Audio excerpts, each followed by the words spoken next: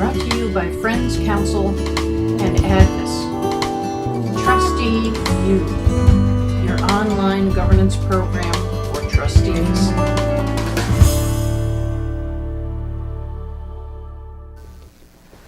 I'd like to just talk for a moment about governance as leadership, this seminal work that really got boards engaged and got them thinking differently about governance and thinking differently while governing, and its impact has been tremendous. Chait, Ryan, and Taylor wrote this book. It came out in 2005, and it's really a huge seller in terms of governance books. And what it did was get boards thinking that, it's not all about dysfunction in the boardroom, it's not just about performance, but it's about purpose. And if we could raise the way boards think in the boardroom to get more to this higher purpose, reframing the work that they do, thinking about the fact that board members add so much more when they are thinking in three different ways: as fiduciaries, as strategists, and as sense makers, this generative thinking. So what we found is that if the board can think in three ways, as fiduciaries, strategists, and sense makers, that they'd really be more engaged and have a greater sense of purpose. And that's really what was driving how boards were performing, is that they lacked a purpose.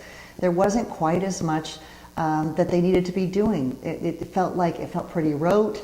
The authors talk about type 1 boards and being really fiduciary in nature, and that's really critical. You've got to do the fiduciary work. They've got to be good stewards of the assets of the organization. That is central. So it's not to forget about that, but it's to say boards can do more when they also think about strategy, and they also help make sense of what's going on.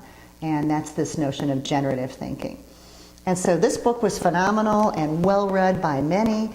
And a lot of organizations tried to put it into practice, and they had fits and starts. So they tried some things, and it wasn't always easy because it's wonderful, and it got them all excited, but trying to put it into practice was challenging.